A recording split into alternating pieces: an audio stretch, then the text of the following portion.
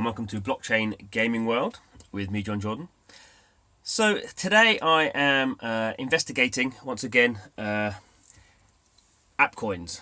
So AppCoins are a Ethereum-based project. At least AppCoins are an ERC20 token, and it's all based around app stores. So specifically games. So it's an Android-based platform. And it basically acts as a payment method. It's a bit cleverer than that, but we'll go into a bit more detail. So this is the AppCoins wallet, the official wallet. It's called the AppCoins BDS wallet. And we can see here, I'm just looking at, this is the basic page. So we can see here I've got some of these AppCoins. So I've got 50 APPCs, not worth very much. I think that's worth about, let me think, worth about $3, is that right? Something like $3. And then this other thing here, you can see underneath I've got these credits. So we'll go into a bit more detail on that. And credits are basically like a buyback thing. So when you spend, AppCoins in games, you get these credits kind of credited back to you at different levels depending on your reward structure. Okay, so we can see here there's some games that I can spend my AppCoins on. It's not kind of showing quite brilliantly here, but there's these games. So there's quite a lot of games now that you can download that let you use these coins. You can use kind of other payment methods. You can use credit cards and PayPal and that kind of stuff as well, but obviously there's not much point in doing that. The point of this is to it's a blockchain kind of scenario, and actually the wider point actually of AppCoins is it's actually based on for emerging people in emerging markets who don't have access to credit cards. So probably in future, still early days for AppCoins, but what you'd expect is people will generate AppCoins in their wallet either by doing things in the system, so earning these credits. You can actually earn credits for playing games as well, or using kind of payment cards like prepayment cards, or kind of like the card you get for kind of Xbox points, or Google Play, or App Store kind of credits, where you have like little cards. You go to a kiosk and buy them, and then scratch the code and put the code in. So that's kind of how you'll get them. I got these AppCoins through a crypto exchange. Most people clearly are not going to do that.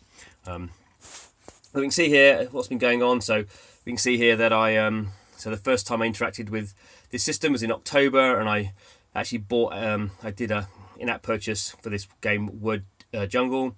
Spent 18 AppCoins. I did that with a credit card. You can see here I downloaded this game, Word Shooter, and I got 0.425 AppCoins. That's where the credits come from. Then you can see here, a couple of days ago, I transferred 50 AppCoins from Ethereum wallet, and then I've actually spent a bit of these AppCoins as an app credit. I've spent some of the credits in this game, Red Runner, which I just did to really try the system out, but it's kind of get another life. And then there's this kind of fail thing going on here, and then the fail thing's what I'm trying to fix at the moment. So anyway, before we do that, let's go in and just see how it works in a game. So that's the first way of kind of getting an idea about how this works. Okay, so here is a game I've downloaded which supports the AppCoins as a payment system. So there's various app stores that are live that are supporting AppCoins. The main one is called Aptoid. Actually, the AppCoins as a kind of project comes from the Aptoid App Store. The company behind the App Store kind of came up with the idea of AppCoins. So obviously they're kind of using it. So you can't just download any Android game, obviously. Certainly these are not games that are downloadable from Google Play. That obviously just has the Google payment systems. So you have to go to certain stores. In this case, there's Aptoid. There's a few other ones. There's one in the Philippines called Cherry Mobile. There's one in Brazil as well. But there's more coming. If you want to try this stuff out, you have to go to the Aptoid App Store, which actually you can't get through Google Play because it's a kind of competitor store, so you have to go to the Aptoid website and download an untrusted source, app store, and all that kind of fun stuff. I'm not going to go into that kind of detail, just so you know, for this tech demo. So here, this game, Lords Mobile, it's a pretty well-known game, very successful, hundreds of millions of dollars of revenue. It's from IGG, the kind of a Chinese game developer that's done some pretty cool free-to-play mobile games. So, but what we're doing here, we're not playing the game, we're just trying to do some payments. So we can see here, there's a payment option up here. So let's say I need 99 gems to buy this kind of thing. So let's go and click on that. I don't have any diamonds, so I have to go and buy some diamonds. And we get the payment option here. Excuse me. So various amounts of diamonds I can buy. Let's go for the cheap one. And it's asking me. This is from Google's asking me how I want to open this request for payment. I'm going to open it with the AppCoin BDS wallet. So that's the wallet we've just looking at. So let's open that up. And hopefully something's going to happen. Here we go. Okay, so we can see here this, because it's going through the AppCoin wallet, it's saying it's going to be 13.5 AppCoins. That's going to be 76 pence in Great British pounds. So it's done the kind of conversion for me there. But what's interesting here is I can pay via PayPal or credit card. Now it has these other options. You can see I've got AppCoins and App Credit. So those are the two kind of currencies, effectively kind of two versions of the same thing. But these are grayed out. So at the moment I can't select those. But it's also telling me that if I do spend 13.51 AppCoins, I'm going to get this bonus. In fact, I'm going to get 10% back as these credits. So that's kind of where this kind of credit system comes in. You can earn credits by playing games that offer you credits to download and play them, but also when you buy things in the game, you effectively get, at this point, I'm getting 10% back in the credit. So the reason they do that is the credits are kind of locked into the system. The AppCoins I have in my wallet, if I wanted to, I could transfer them out to any other Ethereum wallet. Because they're just an ERC20 token. These app credits are not really a blockchain token, or if they are, they're like a one-way token. But we can see here I can't actually do this at the moment. But it's recognising my wallet. So it seems to be the problem here, having checked with the AppCoin people, is that I don't have any Ethereum in my wallet. So obviously, this is an Ethereum token. So to get a transaction through the Ethereum blockchain, I need Ether in the wallet to pay for the gas. So even though gas is a very small amount, I do need some Ether. So I'm going to go back, I'm going to put some Ether in my wallet and then try again and see if that solves the problem. Okay, so I've made a small Ethereum transaction to this wallet. So we can see here, if we go in now into my token, so it's only in the main wallet, only the main screen shows what AppCoins you've got. I've now got a pretty small amount of Ethereum, but it should be enough to pay the gas. So hopefully that's the problem. We'll go in and find out to see if we can make that transaction. Okay, so back in Lords Mobile, and we're going to try and buy some diamonds. Diamonds. Get it right, man. Okay. So, going through the same flow. Takes some time. Yes! There we go. Good old blockchain works. Now, you might be laughing at my my enthusiasm for this. I do find this stuff endlessly fascinating, and I am really happy that I got this to work. Unfortunately, this is a terrible, terrible user experience, because nowhere did it tell me that I needed some Ethereum in my wallet in order to do to make this transaction. From my point of view, it's 13.51 AppCoins. I've got 50 AppCoins in my wallet. Why can't I spend my AppCoins to make this purchase? Now, if I thought about it, I would have thought it's on the Ethereum blockchain.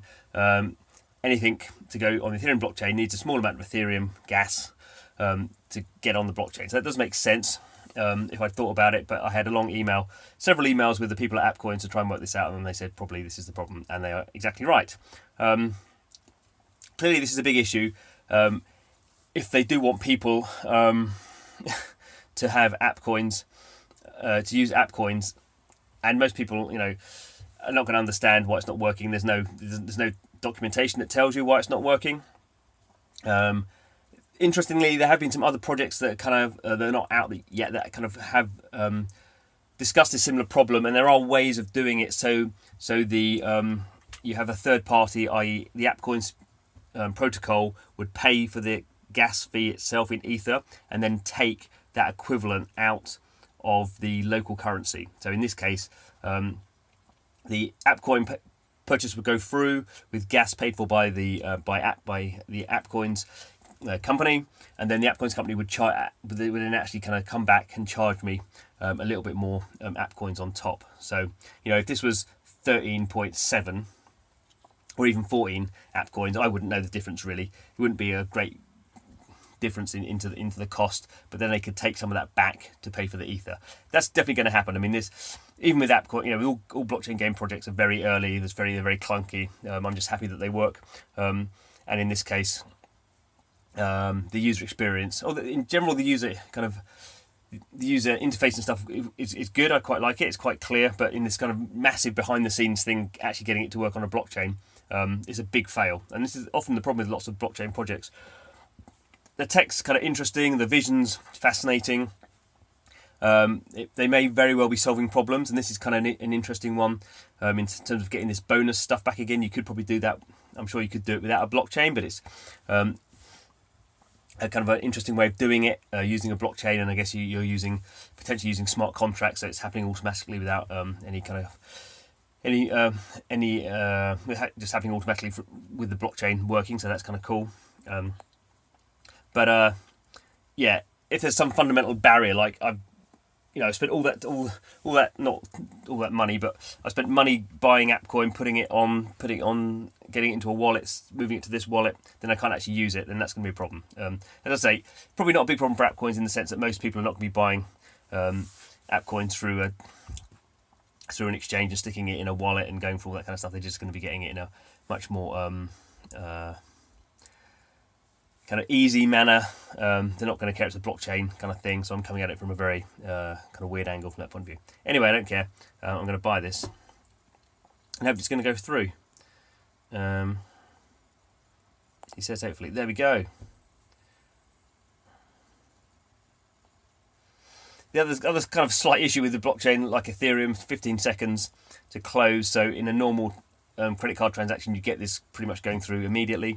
In this case, they have to check it's going through. Obviously, if the gas fee isn't enough, then it will fail. If there's other congestion in the system, if there's lots of other transactions going through, then the gas fee might need to be quite high. This is kind of the problem with Ethereum in particular at the moment. So probably at some point you may have to think about using sidechains for this sort of stuff, or having some sort of kind of additional UI around this. The other thing, obviously, again, it requires a internet connection because it's dealing with an online computer system. If you're doing this in certain places in the world, in many places in the world, you potentially won't have data. People might have data switched on. So there are some big problems around rolling this out. And we'll see if it actually comes. See if it actually goes through.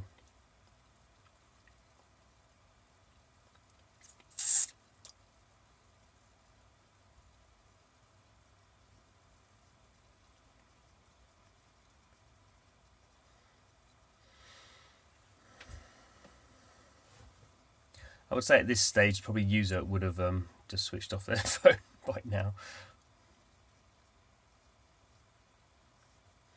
Obviously, if you were using a sidechain, it would go through pretty much instantly, or a couple of seconds, and then you could kind of sort out the actual transactional side of it in terms of kind of payment in the background once you kind of flashed up some sort of UI. It doesn't really matter. Oh, there we go, transaction complete. Okay, good. So there we go, item purchased. So if I come out of this, presumably come out of that.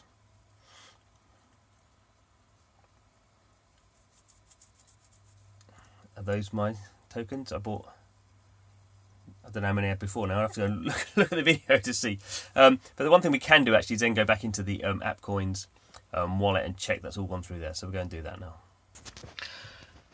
Okay, so we can actually see, we can look at this before we look at the wallet actually. So this is the AppCoin Explorer, so a block explorer, effectively giving you, through a web browser, giving you access to what's going on that blockchain. So don't really need to worry about this. This is just kind of showing you what's going on across the entire system in terms of what's this, volume and transactions and apps and in-app purchases kind of stuff. But anyway, we can see here. So there we go. 8 minutes ago, there's our transactions. So there's Lord's Mobile. There's the wallet. There's the block. So that's the AppCoins, or presumably the Ethereum block. It's been, that information was stored in. What type was it? It was an in-app purchase. The sender. So that's my wallet. My wallet address. It went to that wallet, which is presumably the wallet for that game developer, and the amount was 13.51 AppCoins. So we can see it worked. So we can see that was kind of one of the nice things about blockchains is we can kind of see that it all goes through, and then we can actually go back and have a look at the wallet and see what's gone on in the wallet. So here we are back in the in my AppCoins wallet. So we can see here the amount has gone down by the amount we spent. So it was down by 13.508 whatever. And we can see here we go, it's gone through there as well, so it's showing that success. We can see here going back to tokens, so I started off with 0.005 ether, so we can see that's the gas fee. That was what was causing problems. The one thing that hasn't happened though is interesting, was I was supposed to get some credit. So I was supposed to get 10% credit added to my AppCoin credit. That hasn't happened, so that could be, I'm not quite sure why that hasn't happened. That's some sort of teething kind of issue. If we go in here, it tells you at the moment I'm on a 10% bonus. And if I spend 50 AppCoins, I get to the next level. So this is just tells you the more you spend, you can get up to 30% back in terms of this kind of credit system.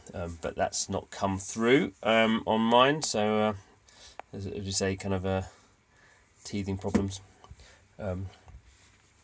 And the other thing to point out is it did actually come through on in the game. So let's go and check out the game. So again, not particularly good user experience, I have to say. Because what I was buying was these diamonds. And remember, the one I originally clicked on was 99, and then I went through into the buying process. And it didn't really show anywhere that I actually had those diamonds, because I was looking at these gems and confusing the two. But you can see here, well, in this retail, if I spend these diamonds, I get these gems and I get some other stuff as well. So we can see here now that before I did the in-app purchase, my this gem total was 200, and now it's 4,000. So we can see that the in-app purchase did go through properly, but the game user experience wasn't really good in kind of showing me how that was being shown, because you have basically these two gems. You have purple gems and blue diamonds, and nowhere on the UI does it show your total of blue diamonds, because they're a purely in-app purchase resource. So that was kind of my confusion there, was that the game wasn't showing me what I'd got. But it all worked out in the end, apart from I didn't get my credit. So there we go. A bit convoluted, well, very convoluted.